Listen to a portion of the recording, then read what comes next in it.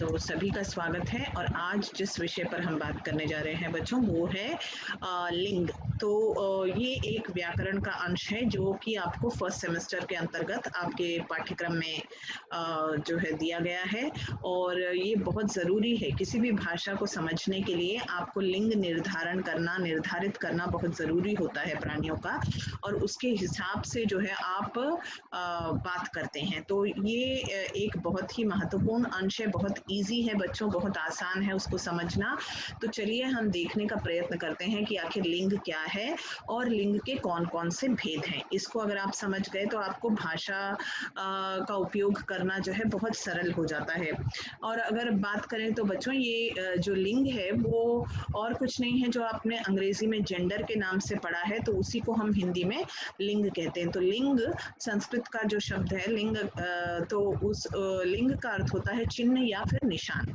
तो किसी भी संज्ञा का या किसी भी शब्द का जो निशान या चिन्ह मतलब जो सूचित करता है उसको, जैसे मान लीजिए जो संज्ञा के जिस रूप से अगर पुरुष जाति का बोध होता है तो हम उसे पुल्लिंग कह देते हैं, अगर स्त्री जाति का बोध होता है तो हम उसको स्त्रीलिंग कह देते हैं।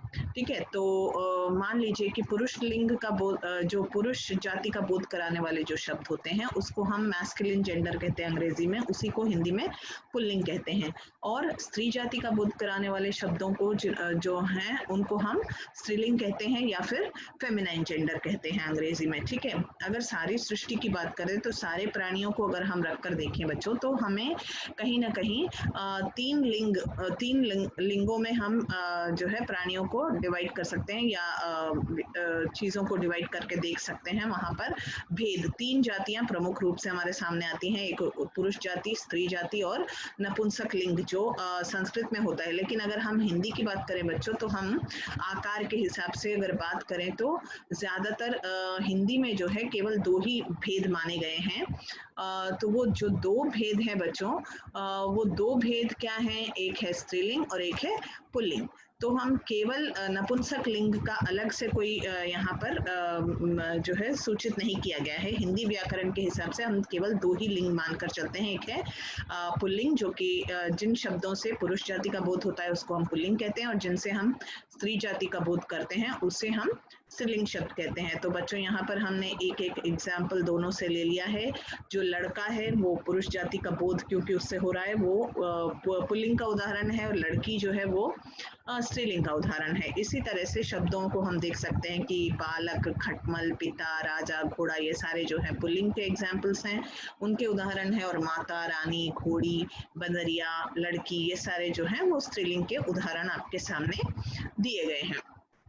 अच्छा बच्चों, सबसे ज़्यादा कंफ्यूजन जब हम बात करते हैं तो हमें समझ में नहीं आता कि इसे कहाँ रखा जाए, मतलब पुरुष लिंग के पुल्लिंग के आधार पर लिया जाए या स्त्रीलिंग के आधार पर, किस पे आधारित होकर हम मतलब किसी भी चीज़ का लिंग निर्धारित करके उसको गया है बोले या गई है बोले, ये जो कंफ्यूजन होता है। तो इसके लिए यहाँ पर जो आपका थर्ड पॉइंट है बच्चों, यहाँ पर मैं इसे स्पेशली यहाँ पर इसलिए बोल रही हूँ, इस चीज़ को जो तीसरा जो यहाँ पर आपका जो बात रखी गई है वो है भारी और जो बेडौल वस्तुएं हैं। मतलब क्योंकि ये माना जाता है बच्चों की जो पुरुष होते हैं वो कद काठी में ज्यादा शक्तिशाली, ज्यादा बड़े, ज्यादा जो है विशालकाय दिखते हैं स्त्री की अपेक्षा। इसीलिए यहाँ पर जो भारी चीजें हैं उनको हम ज्यादातर जो है पुल्लिंग के अंतर्गत लेते हैं, और जो छोटी चीजें हैं, जो बहुत ही सुंदर चीजें हैं और नाजुक सी चीजें हैं, उनको हम स्त्रीलिंग, उनके आकार के हिसाब से उनको स्त्रीलिंग के अंतर्गत लेते हैं।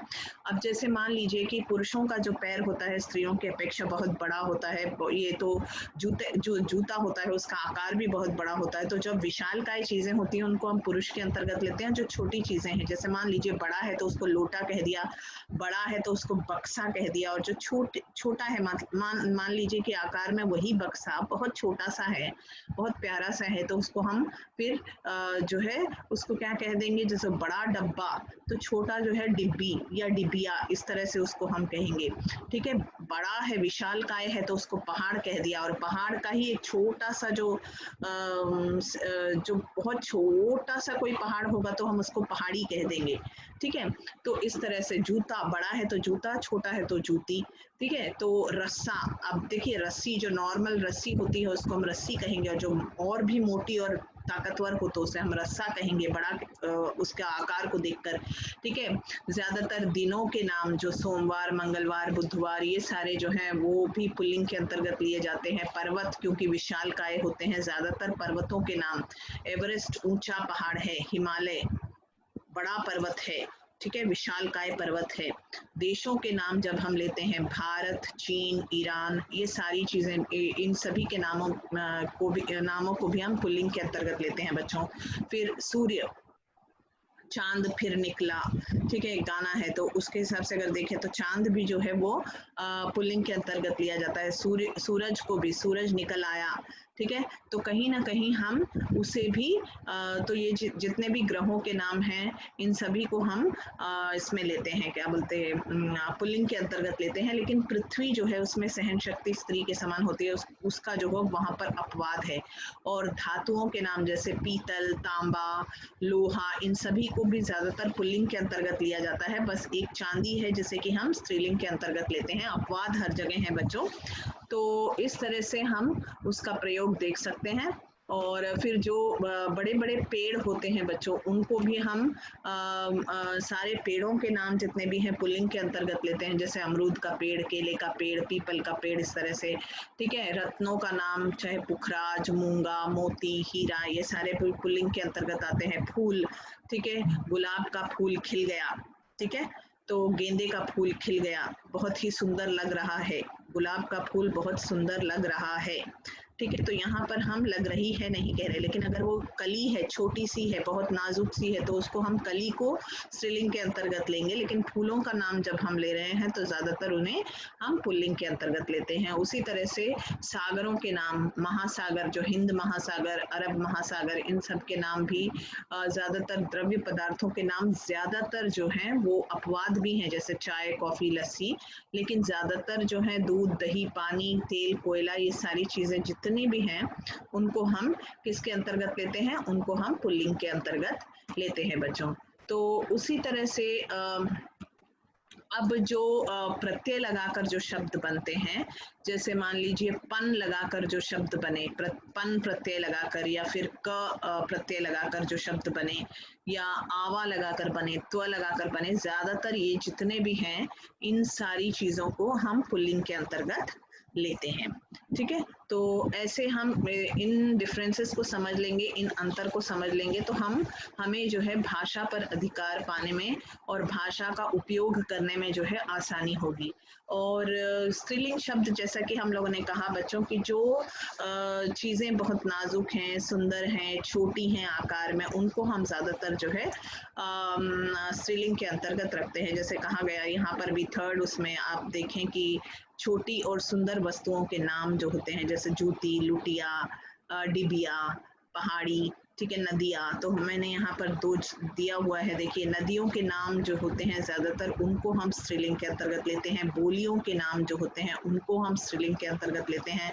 जो नक्षत्र हैं उनके नाम भरणी, चित्रा, रेवती, तो इन सभी को जो है नवग्रहों के नाम जहाँ पर हम जो है वहाँ पर पुल्लिंग के अंतर्गत लेते हैं। नक्षत्रों में ज्यादातर जो नाम है उनको हम स्त्रीलिंग के अंतर्गत लेते हैं बच्चों, ठीक है। तो इस तरह से अगर आप देखें तो यहाँ पर मैंने नदिया का एग्जाम्पल दिया है कि नदी जो है स्त्रीलिंग के अंतर्गत ली जाती है। फिर उसी तरह से अगर हम बात करें तो जो भाषाओं के नाम हैं, चाहे वो देवनागरी हो, अंग्रेजी, हिंदी मुझे नहीं आती, या अंग्रेजी मुझे नहीं आती, हिंदी सरल भाषा है, हिंदी बड़ी प्यारी भाषा है, ठीक है, बंगाली बहुत ही मधुर भाषा है, बहुत ही मीठी भाषा है। तो देखिए यहाँ पर भाषाओं और लिपियों का नाम जो है ज्यादातर हम उसको स्त्रीलिंग के अंतर्गत लेते हैं। पुस्तकों के नाम, धर्म ग्रंथों के नाम, तिथियों के नाम, पूर्णिमा, अमावस्या, एकादशी, चतुर्थी, ये सारे स्त्रीलिंग के अंतर्गत आते हैं, ठीक है।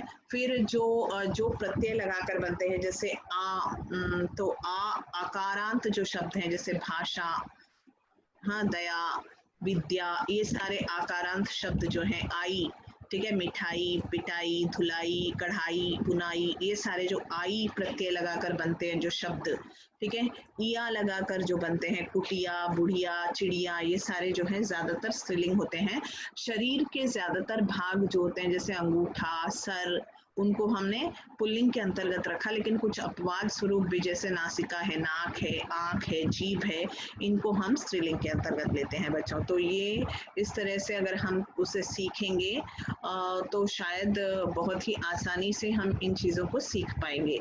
और अब हम चलते हैं बच्चों की, मान लीजिए जो जो परिधान है, हमारे आभूषण है, ज़्यादातर कंघी, अंगूठी और बिंदी, इन सब को भी हम ज़्यादातर, और हमारी जो साड़ी, चुन्नी, टोपी, इनको हम ज़्यादातर कमीज़, पगड़ी, माला, इन सारी चीज़ों को ज़्यादातर स्त्रीलिंग के अंतर्गत ही रखा जाता है, ठीक है। और अगर बात करें तो कुछ ऐसे शब्द भी हैं जिनको कि हम ज़्यादातर न पुल्लिंग समझते ना स्त्रीलिंग, मतलब दोनों के लिए उनका उपयोग किया जाता है बच्चों। जैसे मान लीजिए राष्ट्रपति शब्द है, तो राष्ट्रपति वो एक ऐसा पद है, या मुख्यमंत्री एक ऐसा पद है कि जहाँ पर एक नारी भी हो सकती है, एक पुरुष भी हो सकता है। जैसे मैंने यहाँ पर एग्जाम्पल के लिए, उदाहरण के तौर पर आपको बताने का प्रयत्न किया है कि डॉक्टर एक ऐसी मतलब एक ऐसा पद है कि वहाँ पर डॉक्टर कोई भी हो सकता है, कि मतलब एक स्त्री भी डॉक्टर हो सकती है, एक पुरुष भी डॉक्टर हो सकता है। लेक्चरर, अगर ये शब्द का प्रयोग अगर मैं करूं, लेक्चरर, तो वो एक स्त्री भी हो सकती है, एक पुरुष भी हो सकता है, प्रोफेसर। तो ये जो टाइटल्स के जैसे पद नाम जो हैं, उनको हम दोनों के लिए उपयोग में लाया जा सकता है, ठीक है। और कुछ ऐसे शब्द हैं जैसे दोस्त, वो मेरी दोस्त है, तो वो स्त्री भी हो सकती है, पुरुष भी हो सकता है, ठीक है। और ये जो इन शब्दों के आधार पर हम ऐसे शब्दों को भी अगर हम दृष्टि में रखें तो हम भाषा को सीख सकते हैं। तो बच्चों, ये एक बहुत ही आसान सा मैंने आपको ये बताया कि आप किस तरह से, पहले तो आप ये जान लें कि लिंग किसे कहते हैं। तो सबसे पहली बात यही हो गई कि आपको जिन शब्दों के आधार पर, या जिन शब्दों के जिन संज्ञा से आपको संज्ञा के जिस रूप से आपको ज्ञात होता है कि वो पुरुष जाति का बोध कराता है, तो उसे पुल्लिंग कह दिया, और स्त्री जाति का बोध कराने वाले जो संज्ञा शब्द हैं उनको हमने स्त्रीलिंग कह दिया। और फिर उसके बाद तो लिंग का अर्थ होता है चिन्ह, लिंग का अर्थ होता है निशान, मतलब किसी भी एक जाति का बोध कराने वाले जो शब्द होते हैं, शब्द की जाति को हम लिंग यहाँ पर कह रहे हैं, ठीक है। फिर अगर सारी सृष्टि की बात करें तो सृष्टि के अंतर्गत 3 मुख्य जातियां हैं, वो पुरुष है, स्त्री है और नपुंसक लिंग है। लेकिन संस्कृत में हम नपुंसक लिंग को लेते हैं, लेकिन स्त्री मतलब अगर हम हिंदी की बात करें तो हिंदी में हम केवल 2 ही भेद मानते हैं लिंग के, वो है पुरुष लिंग, जिसे हम पुल्लिंग के अंतर्गत मतलब पुरुष लिंग का बोध कराने वाले जो शब्द हैं उसको हम पुल्लिंग कह देते हैं, और जो स्त्री जाति का बोध कराने वाले शब्द हैं उसको हम फेमिनाइन जेंडर या स्त्रीलिंग कह देते हैं। तो सबसे बड़ी बात मैंने यहाँ जो कही वो यही है कि आधार के मतलब जो आकार के हिसाब से जो बड़े भारी भरकम जो होते हैं, जो विशालकाय चीज़ें होती हैं, ज़्यादातर हिंदी में हम देखते हैं कि उन सारी चीज़ों को जो है पुरुष लिंग में रखा जाता है, या पुल्लिंग शब्द कहा जाता है, ठीक है। और जो छोटी होती हैं, आकार में सुंदर होती हैं चीज़ें, उनको ज़्यादातर हम जो है जैसे मान लीजिए यहाँ पर हमने कहा पेड़, तो पेड़ विशालकाय है, बड़ा है, सागर विशालकाय है, बड़ा है, ठीक है। फूल आकार में बड़ा है, तो उसको हम पुल्लिंग के अंतर्गत लेते हैं। लेकिन अगर वही चीज, अगर पेड़ का एक तने की बात जब हम करते हैं तो हम कहते हैं डाली, डाली कहने से वो स्त्रीलिंग हो जाती है, क्योंकि वो उतनी बलवान, उतनी अपने आप में उतनी ये नहीं होती, इसलिए कहीं ना कहीं हम वहाँ पर इस तरह से भी उन चीज़ों को हम समझने का प्रयास कर सकते हैं कि जहाँ सुंदर, जहाँ पर एक छोटी चीज़ की बात करते हैं तो हम वहाँ पर स्त्रीलिंग का उपयोग करते हैं। जहाँ विशालकाय चीज़ों की बात कर रहे हैं, जैसे बड़ा है आकार में तो उसको जूता कह दिया, और छोटा है तो जूती कह दिया, बड़ा है तो बक्सा डब्बा कह दिया, छोटी है तो डिबिया कह दिया, ठीक है। उस तरह से लोटा है, लुटिया है, खाट है, खटिया है, तो इस तरह से छोटी जो चीज़ें हैं, ठीक है, उनको हमने इस तरह से उपयोग में लाया। और फूलों के नाम ज़्यादातर देशों के नाम जो हैं वो ज़्यादातर पुल्लिंग के अंतर्गत लिए गए, सागरों के नाम पुल्लिंग के अंतर्गत लिए, वृक्षों के नाम पुल्लिंग के अंतर्गत लिए जाते हैं, रत्नों के नाम पुल्लिंग के अंतर्गत लिए जाते हैं, और वहीं पर कुछ ऐसी चीज़ें हैं जिनके नाम स्त्रीलिंग के अंतर्गत ही ज़्यादा लिए जाते हैं। जैसे मान लीजिए जो नक्षत्र हैं, ठीक है, उनके नाम हम स्त्रीलिंग के अंतर्गत लेते हैं ज़्यादातर, जैसे अनुराधा, रेवती, ये सारे, और छोटी और सुंदर वस्तुएं जैसे मैंने कहा। और ज़्यादातर नदियों के नाम जो होते हैं या फिर बोलियों के नाम, भाषाओं के नाम, ये सारे नाम ज़्यादातर हिंदी में इनको स्त्रीलिंग के अंतर्गत ही इनकी पहचान की जाती है बच्चों। तो मेरे ख्याल से इसे मैंने जो समझाने का प्रयास किया, वो सारी चीज़ें आपको समझ में आई होंगी। ये बहुत ही सरल है बच्चों, और जैसे जैसे आप इसका इस्तेमाल करेंगे, इसको उपयोग में लाएंगे, ऐसे शब्दों को भी मैंने बताया, जैसे मान लीजिए जो पदनाम है, राष्ट्रपति या उपराष्ट्रपति, प्रधानमंत्री, ये एक पद का नाम है बच्चों। यहाँ पर चित्रकार, पत्रकार, अगर इन चीज़ों के बारे में मैं बोलूँ तो ये एक स्त्री भी हो सकती है, पत्रकार एक पुरुष भी हो सकता है, चित्रकार एक स्त्री भी हो सकती है, एक पुरुष भी हो सकता है। कुछ ऐसे शब्द भी होते हैं बच्चों की जिनका, अब जैसे माता पिता, इन चीज़ों को लेकर हम चलते हैं, ठीक है, चाचा चाची, संबंधवाची शब्दों को लेकर चलते हैं इस तरह से। लेकिन कुछ ऐसे शब्द भी होते हैं जिनको, जैसे मान लीजिए कि कौवा, तो कौवा का स्त्रीलिंग क्या होगा अगर, तो इन चीज़ों को, या फिर हम कहें कि जैसे मान लीजिए कि कोयल है, तो उसका स्त्रीलिंग क्या होगा। अगर ज़्यादातर हम ध्यान दें तो हम क्या कर सकते हैं, उसका नर कोयल और मादा कोयल, इस तरह से हम उसको कर सकते हैं, डिफाइन कर सकते हैं कि मतलब जहाँ शब्द एक ऐसा है तो हम उसको नर मान कर चलेंगे और उसके साथ जो है मादा ऐड करके उसका जो है लिंग परिवर्तन वहाँ पर कर सकते हैं। ठीक है, मित्र, दोस्त, ठीक है, शिशु, तो शिशु मतलब यहाँ पर बालक के अर्थ में, शिशु मतलब बच्चा के अर्थ में जब आया तो उसको दोनों के अर्थ में हम कर सकते हैं। लेकिन अब दोस्त, दोस्त, ये मेरी दोस्त है जब मैंने कह दिया, तो दोस्त का यहाँ पर अर्थ केवल और केवल पुरुष ही नहीं है, स्त्रियों के लिए भी उसको इस तरह से जो है इस्तेमाल में लाया जा सकता है, इस तरह से उसका उपयोग किया जा सकता है। ठीक है बच्चों, तो मेरे ख्याल से ये जो टॉपिक है ये बहुत आसान है और इसे मैंने आपको समझाने का प्रयास किया, और ये जो है hindigrammar.in से मैंने यहाँ पर जो लिया था, ठीक है, तो इसको समझाने का आपको प्रयास किया है और बहुत आसान है। और इसका जितना ज़्यादा आप भाषा का उपयोग करेंगे और इन शब्दों का इस्तेमाल आप जितना ज़्यादा करेंगे, उपयोग जितना ज़्यादा करेंगे भाषा में, उतना ही सुधार आएगा। और आप जो है भाषा का प्रयोग, शब्दों का प्रयोग इस तरह से लिंग का विचार करते हुए करेंगे तो भाषा पर आपका अधिकार होने से कोई नहीं रोक सकता, और आप भाषा का उपयोग जितना ज़्यादा करेंगे भाषा पर आपका अधिकार उतना ही बढ़ेगा। धन्यवाद बच्चों इस व्याकरण अंश को सुनने के लिए, इसको सीखने के लिए। और आप अपनी पाठ्य पुस्तक को भी देखिए तो आपको और आसानी से इन सारी चीज़ें समझ में आ जाएंगी। धन्यवाद।